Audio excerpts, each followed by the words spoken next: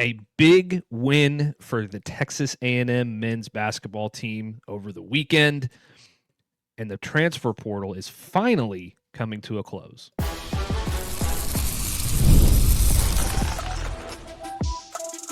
You are Locked On Aggies, your daily podcast on the Texas A&M Aggies, part of the Locked On Podcast Network, your team every day. Welcome in. I'm your host, Matt Galatzan of Texas A&M Aggies on SI. Welcome to Locked On Aggies, part of the Locked On Podcast Network, now the #1 sports podcast network. Today's episode is brought to you by FanDuel. The college football playoff is here. Championship games tonight, actually. And FanDuel is the best place to get in on the action all playoff long. So visit FanDuel.com to get your college football playoff profit boosts every game day. I'm joined by Harrison Reno today. And Harrison, we're leading off the show with some Bucky ball today. Texas A&M basketball gets a big win over the Texas Longhorns in the Lone Star Showdown hardwood edition. In Austin, the Aggies march into Moody Coliseum and take down the Texas Longhorns 74-70, outscoring Texas 45-41 in the second half to take home the win. Rashaun Agee, as we predicted last week, kind of led the way for the Aggies, 17 points, 11 rebounds for him. Ruben Dominguez was held relatively in check, only 1 3-pointer. Rylen Griffin, though, popped in with 17 points of his own on 4 of 5 from beyond the arc. And Texas A&M was really able to hold Texas in check in the second half. You know, Cam Heide was held to 3 points. It was a back and forth game, though. Modest Voikatitis had 14 and 9 for Texas. Jordan Pope chimed in with 17. Dalen Swain had 17 points, 6 rebounds, and 2 steals. And Tremont Mark also had 13 points for the Horns. But at the end of the day, Texas A&M ends up getting the win, outlasting the Longhorns, and bringing the trophy back home to College Station. It's not the biggest win in the world. You know, it's a rivalry win, and it's important to keep your NCAA tournament hopes going because you need to get these wins in these games that you're supposed to get. Absolutely, and it's kind of off the back of a heartbreaking loss on the road to Tennessee the week before, or a couple days before. Talk about losing by 87-82 in double overtime, which heck, overtime's awesome, but double overtime, that's crazy. You come off the back, you're on a road trip, 2 straight road games, and you go into another tough environment, Matt, and you emerge with a win, and a signature win at that in terms of rivalries. This is one of Bucky's first, signature wins of his tenure at Texas A&M. Obviously, Texas isn't, maybe as good as they were a couple years ago, and I'm not sure where they're going to end up. You assume they're going to be a tournament team at the end of the year. We'll see how that goes. They're obviously kicking off their own new era with Sean Miller being their head coach. It's a good win. Nonetheless, anytime you can go on the road and get a win like that, especially kind of off the back of you're on a 2-game road trip, and 3 out of your last 4 games have been on the road. You've gone to Auburn, you've gone to Tennessee, you've gone to Texas, and your lone conference home game, aside from LSU, is Oklahoma. So it's nice to see them go ahead and get that win, go ahead and get that kind of under their belt. And when you pull up the SEC standings, Matt, A&M's up there. Up the top, 4-1 in conference. I know there's still a long way to go, but for a conference where it seems you just need to go 9-9 to even just make the tournament, A&M's in a good position right now, really in a good position. As of last Friday, Joe Lunardi had A&M as the 10 seed in his latest bracketology predictions. This was before, I believe this was put up before they played Texas. And for comparison, the Longhorns were one of the last team, or was the last team in Lunardi's bracket before this game this weekend. So curious to see kind of what this does for the Aggies in terms of their overall prospects here in the bracketology projections. I imagine you see them kind of move up, but in terms of kind of where they're set right now, you go into a week where you got to get some wins at home versus Mississippi State and South Carolina. Then you're back on the road again, Matt, in terms of at Georgia, at Alabama, 3 straight road matchups. Then you go back home or 3 straight ranked matchups, and you conclude that back home versus Florida. So we're talking about a pivotal stretch kind of in the middle part of this season. And with the strong start, they're in a good position. Yeah, this stretch is going to be huge for Texas A&M coming up. You mentioned Georgia, at Alabama, then you come home and you face Florida. 3 ranked matchups in a row. You go to Missouri, then you get another road game against Vanderbilt. So 3 out of your next 4 are against ranked opponents. And I'm glad you brought up the bracketology, because while you were talking, I looked up the updated bracketology from Field of 68. It's not Joe Lunardi, who is the wizard, but Field of 68, or Fielding the 68, is pretty good. And they currently have Texas A&M as a 9 seed in the Midwest region after this win, playing St. Louis in the first round, and Texas is the one of the first 4 out. So you kind of knocked your rival back a little bit, put yourself in a little bit of a better position. And this was a big win for a couple reasons for me. Number one, Texas was coming off of 2 wins over ranked teams in a row. They had beaten Alabama, and then they ran Vanderbilt out of the arena in their next game. So you stopped their momentum. You give yourself a good win, and now you move on to a tough stretch. That's going to be difficult, but nonetheless, you're in a good spot if you're Bucky McMillan. You're 14-4. You've got a bunch of tough games coming up, but if the early part of the season is any indication, you should be able to get a couple of them. We'll see how it goes. This is going to be their toughest stretch of the season by far. They have not beaten a ranked team yet. They're going to get 4 opportunities in their next 5 games. So we'll see how that one goes. Also, minor update, the Texas A&M women's team got blown out by Texas last night, I believe. That was a tough one. I was like 80-something to 30-something. We're not gonna talk about that one, but the men won, and that's great. And hopefully they can keep it rolling next week as they enter their really pivotal stretch of their SEC season. But let's change gears, Harrison. We're going to talk transfer portal. The transfer portal finally closed on Friday, and that doesn't mean all the players are done going in, because there's a stupid 48-hour rule about paperwork, and now MLK Day is kind of extending that for another day or whatever. But we'll get into all that, where the Aggies are currently sitting in the portal rankings, and how we feel about that class. So stick with us after this break, and we'll be right back. The college football playoff is here. The championship is tonight, actually. And FanDuel is giving all customers even more ways to win and get in on the action at every single game day of the playoffs. Because right now, every college football playoff game day, FanDuel users get a profit boost waiting for them in the app. Here's what I love about it. You get to use the profit boost on the bets you already feel good about.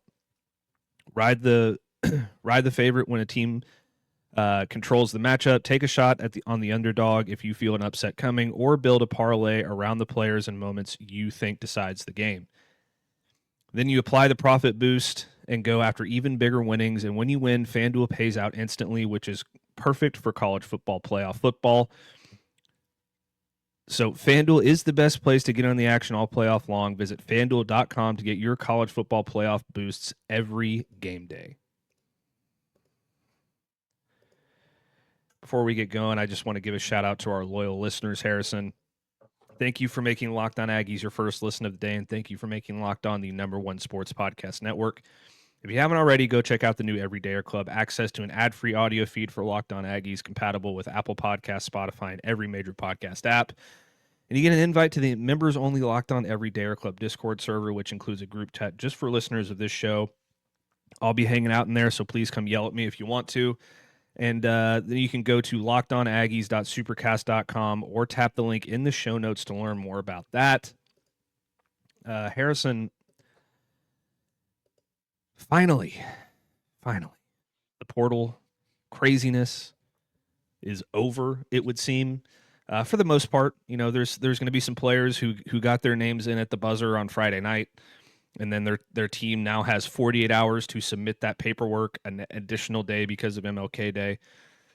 But for the most part, all of the big names, it would seem, have entered or stated their intentions to enter, and we can move on. This has been 2 weeks of absolute madness, and the Aggies have done very, very well for themselves in the portal thus far. Not really any superstar names, I would say. Your biggest name is likely Isaiah Horton, the wide receiver from Alabama. Very, very good player, a star player. Don't get me wrong, a star player. But you got a lot of good players. You got a lot of depth. You got a lot of immediate starters for this football team. And as a result, you're pretty high up there in the rankings compared to the rest of these football teams. And you did it with less players than a few of them because you did such a good job of retaining your talent. We'll start with the On3 rankings here, Harrison. Texas A&M sits number 18. No, they sit number 3 with 18 transfers in, 14 transfers out, an index score of 45. They sit only behind Texas Tech and Indiana. And these two rankings are different. We're going to give you On3's rankings first, and then we're going to give you 24/7 Sports rankings. On3's rankings are a performance score to measure a team's production during the transfer process compared relative against its roster, and not a comparison against other schools. This proprietary algorithm determines if a school has improved its overall team talent, stayed the same, or declined in that talent during the transfer window. And according to that metric, Texas A&M is doing very well, sitting at number 3, ahead of Louisville, ahead of Virginia Tech, ahead of LSU, Texas, Houston, Notre Dame, Arkansas, UCLA, Florida. You can go on down the list. Very, very pleased with what they have done so far. Yeah, and I was kind of going down that index, Matt. It's you kind of see, you look at the different teams and how much they've brought in, how much they've lost.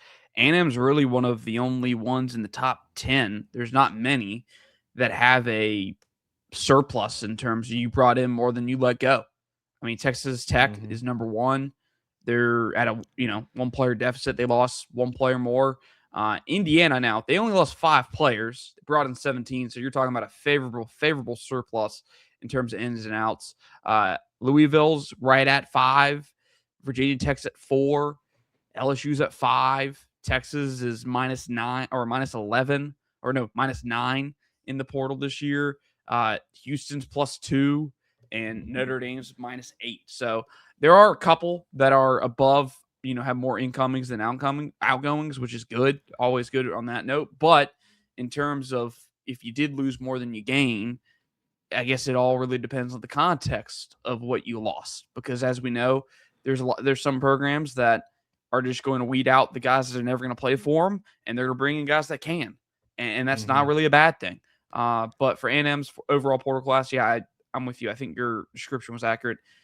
Not any major fireworks overall. Like, you'd have a tough time maybe picking out who the biggest addition was, although like there's not just one huge addition. I would say of them all, I think your biggest additions will probably, you're going to look to Isaiah Horton and Ricky Gibson as 2 of your biggest, because there's your 2 more proven talents in this portal class, and they're both at positions where A&M needs a difference maker. So I look at those 2 alone. If you were to told me, I mean, heck, 3 weeks ago, Matt, if you were to told me there was going to be an Alabama transfer receiver on Texas A&M roster, I don't know if I would have guessed it would have been Isaiah Horton. I thought if any one of them was going to transfer, it would have been Ryan Williams. It wasn't. So now you end up with him on the roster. Then you take I believe Ricky Gibson was an all-SEC corner or close to it. Nonetheless, no matter what, he was a productive player at Tennessee, a good player at Tennessee, and you add him to your roster at a position of relative need. I think that's huge. And I don't think Aggie fans should be upset. I know you lost out in Cam Coleman sweepstakes, but in terms of how you rebounded, what your consolation prize was, Isaiah Horton seems to be a pretty solid consolation prize. Yeah, absolutely. And here's the thing that I really liked that Texas A&M did, and I've harped on this a little bit over the past couple weeks, but the way they were able to rebuild in the trenches and actually get stronger, I believe, in the trenches, specifically in the middle at defensive tackle and really rebuilding your entire offensive line. Like I thought the addition of Wilcom Formby on the right side at right tackle was huge. He's the highest rated player that they signed according to On3. So I love that one. And Tafweek Byard, another really, really big one for me. But I think that my most underrated signing for this football team is Ray Coney out of Tulsa, the linebacker, because you're losing Torian York, who's your all everything linebacker. You're losing Scooby Williams. You had to find a way to fill that void. I know you're bringing back Damian Sanford, but you needed to add another starter, day one starter at linebacker to this team. Ray Coney is it. He had 128 tackles last year. This dude is all over the field. I think he's going to fit in very well with this defense. Let's not forget 2 sacks for Ray Coney as well last season. 6'2", 240 pounds. Really, really good football player. He seems like he's in on every single play when he's on the field. So I love that one. And we mentioned the On3 rankings. The 24/7 Sports rankings look a little bit different. It doesn't really label how they do their rankings. But we'll go through them real quick for you before we move on to our next segment. LSU is at number 1 with 38 total commits. My Lord, that is a lot of transfer portal bodies. Ole Miss is at number 2 with 25 commits. Texas at number 3 with 16. Then Ohio State at number 4. Penn State at number 5. Again, alarmingly large, 36 commits. I'm sure a ton of them were from Iowa State. Indiana at number 7. Oklahoma State at number 6 with probably the 53. Biggest turnover in the transfer portal, Harrison. 53 commits in the portal for Oklahoma State. That is a major departure from what they used to do under Van Gundy. Van Gundy. What am I saying? Mike Gundy. I was watching basketball last night and I was thinking Van Gundy. Under Mike Gundy. Texas Tech at number 8. Kentucky, again, one of the best portal hauls in the country, in my opinion. Very underrated job for the Wildcats with 29 commits. Got some really good players. Notre Dame at number 10, and then Texas A&M comes in at number 11 with 18 commits. There's such a wild variance between the two rankings, in my opinion, that it's hard to tell which one is going to be a better indicator for future success. I'd say it probably falls somewhere in the middle. I think that based on talent and need and talent already on the roster, where these players are going to fit in, all those different things, I think Texas A&M is somewhere in that top 10 in terms of the impact that these transfers are going to have on the football team. Yeah, and they're just on the fringe of being in the top 10 of the 247 rankings. So you probably consensus overall, they're probably somewhere averaging out somewhere in the top 10. I'm flabbergasted looking at some of these huge portal commit numbers. It's crazy to me. I mean, 53 from Oklahoma State, 42 for Colorado. It's a little bit lower than I thought Colorado would have, knowing their program. 39 for Arkansas, 24 for Florida, UCLA with 40. Heck, Matt, I went searching down this list for him. Clemson has 10 portal commits. Clemson. It's taken over. It's taken over like a fever. Everybody wants a piece of the portal. And I believe, if I remember correctly, there's a few teams that haven't even taken them, haven't even taken a commit yet, which is kind of wild to think about as I'm trying to get to the bottom of the list to remember who they were. Someone brought it up to me the other day, and I was like, dang, that's kind of crazy to be this late in the process and not even have one.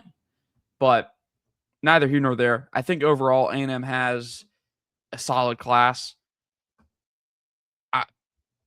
We talked about, obviously, Cam Coleman and all that. I think, and I do agree, I think they've brought in people along the trenches who are going to be able to help them. You're sitting here and you're like, where's the big name up there? And that's kind of what you want to see. Now, then again, Cassius Howell was not this big name guy when they got him from Bowling Green. So they could very well be doing this again. But that's kind of like the only thing they're missing here is there's not that huge name on that side of the ball up front. Granted, you have a big name in Ricky Gibson, or I assume he's going to become a big name if he's already considered a big name by many. But yeah, that's the only thing that's kind of like stands out to me about this class, Matt. But to our points that we've made time and time again, they've put a lot of darts on the dartboard, and they've all come at positions of need, which that's, at the end of the day, the very least you could ask for. Yeah, and a lot of it is experienced talent as well, which, as we can tell by Indiana, is a very good way to go as well.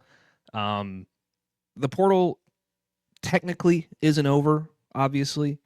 Um, you got that 48-hour period, like I mentioned, and also the national championship teams are going to have a 5-day portal window after tonight to for their players to enter.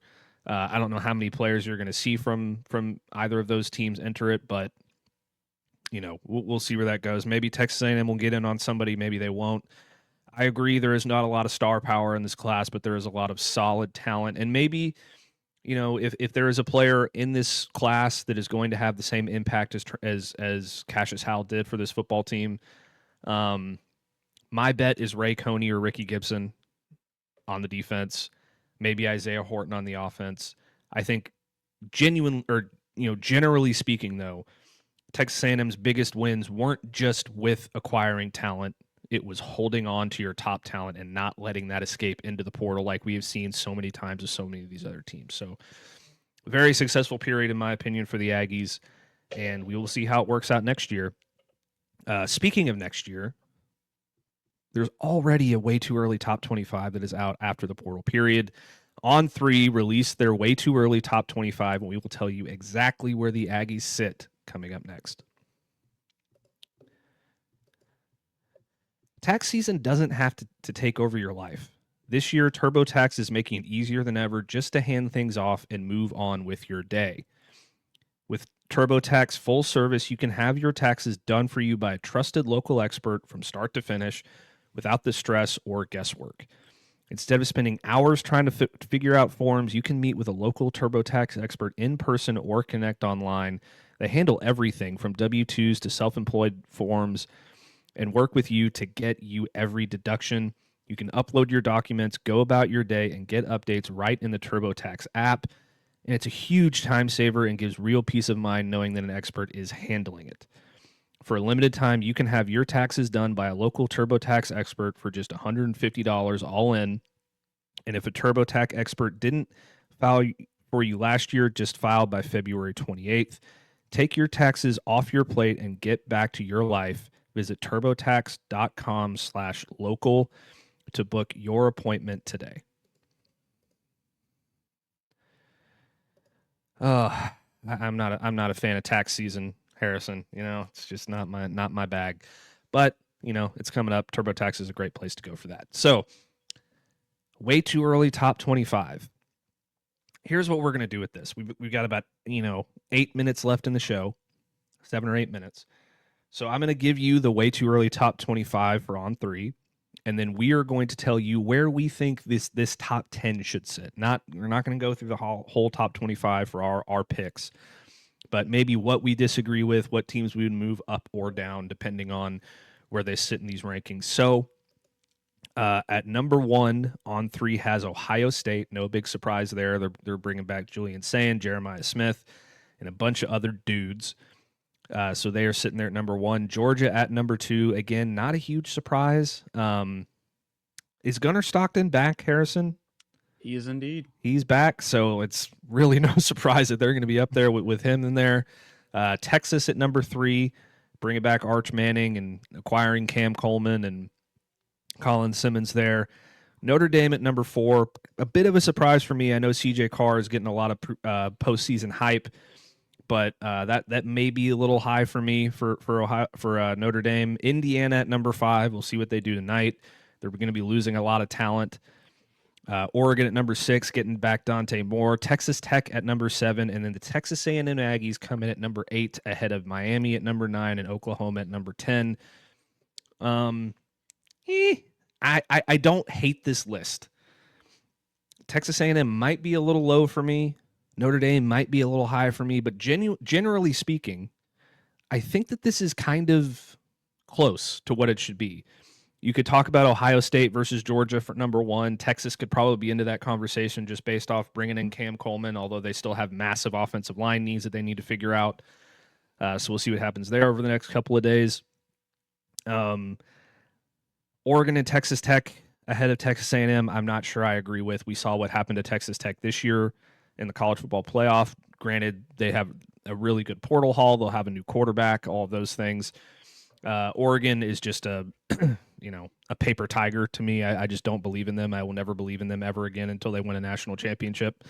The way that they've lost in these last couple of years in the playoffs. So if I was to do my top 25, or my top 10, I would probably do Georgia number 1, Texas number 2, Ohio State number 3, Indiana number 4, Texas Tech, or Texas A&M number 5, and then probably put Notre Dame, Oregon, Texas Tech at 6, 7, and 8, and then I'm fine with Miami at number 9. I'd probably put Ole Miss at number 10, honestly. I don't believe in Oklahoma because I think John Mateer sucks. So that's just me.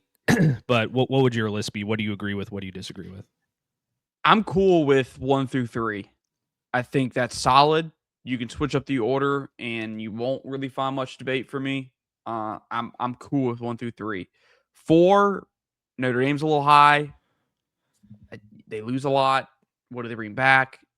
They lose their top 2 running backs. Do they have the receivers to kind of convert to a more CJ Carr, let him rip offense? We'll see. Indiana, look, I've been down them all year long up until recently. I just said, screw it. You're not going to hear me talking bad about Kirk Cignetti. I've Googled him at this point. I'll let him stay at 5. I'll trust him to go to the portal, at least for the preseason. Oregon, I'm kind of with you. I'm not high on Oregon. I expected better out of them. They were a young football team this year, but with some veteran pieces. And I'm not a Dante Moore believer, man. Like, really, really sketchy stuff in the playoffs. Real sketchy play. And it just makes me have a lot of questions. Kind of reminds me of 2024 Carson Beck in some ways. What does he look like in 2025? I'm not sure. Or 26, excuse me. I'm not sure. But, yeah, so if you want to bump them, fine. Texas Tech, wait and see. I'll let you stay put. But if I do have to say, I would let A&M jump Texas Tech. And heck, I would even put A&M over Notre Dame at this point. Now, I'm not saying you put A&M in the top 4. I mean, you could. But to me, I'd rank A&M over Texas Tech. I'd rank A&M definitely over Notre Dame. Maybe a scratch with Oregon. That's a push. Like, I can see that. Miami, I have a hard time believing Miami's going to be number 9, Matt. I mean, I know they could get ran off the train tonight, and I don't think that really changes much for me. I think they're going to get better next year if they bring in Darian Mensah, the Duke transfer, who just hit the portal on the last day of the portal to enter. You put him in that Miami offense that Beck has played good football the postseason, but he really hasn't had to do much. He's just been asked not to make mistakes. You put Darian Mensah back there with Malachi Toney. I think that's a dangerous offense. I don't know what they have at running back. I don't know if Mark Fletcher will be coming back or not. Obviously, they're going to have to play some big pieces on defense, but I'm a believer in Mario Cristobal, man. And I think on 3 is a little bit low on them compared to where I'd have them. But I agree with you. OU, I'm not buying it.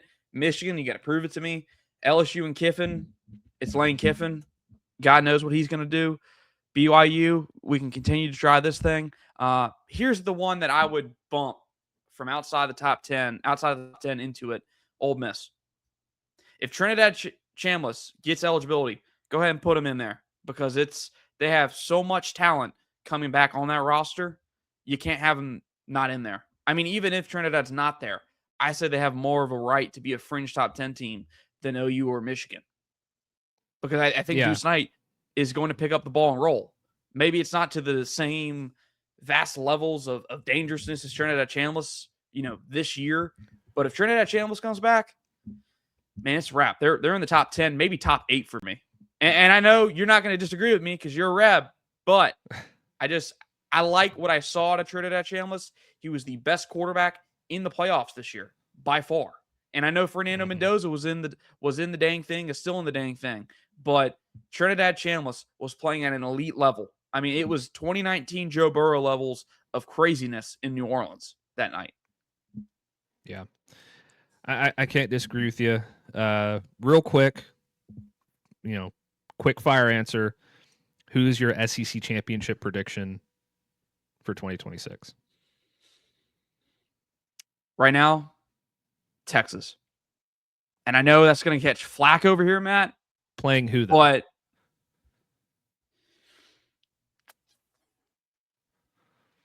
man, I've been saying it for like the last 3 years. At some point, Georgia's going to get left out of the SEC championship. Or I know Georgia fans don't want to be in the SEC championship, but it just seems like they're the team of destiny when it comes to making it to Atlanta, no matter what happens. So I guess it's going to be Georgia at this point. But I wouldn't put it outside of Texas A&M being an SEC championship playing game again. I mean, wouldn't that be awesome? I mean, there's a world, Matt, and I don't remember off the top of my head what A&M's schedule looks like, but there's a world where both Texas A&M are the 1 and 2 teams in the conference standings going into that last weekend or regular season. There's a world where that could happen, and maybe there's 2 weeks in a row you have 8 week. Yeah, that would be intense, wouldn't it? At that point, you'd have to move it to Dallas. Yeah, move the game to Dallas just 1 year. Yeah, I think my pick, it would be, I think Texas and Texas A&M are going to be a playoff game or a play-in game for the SEC championship.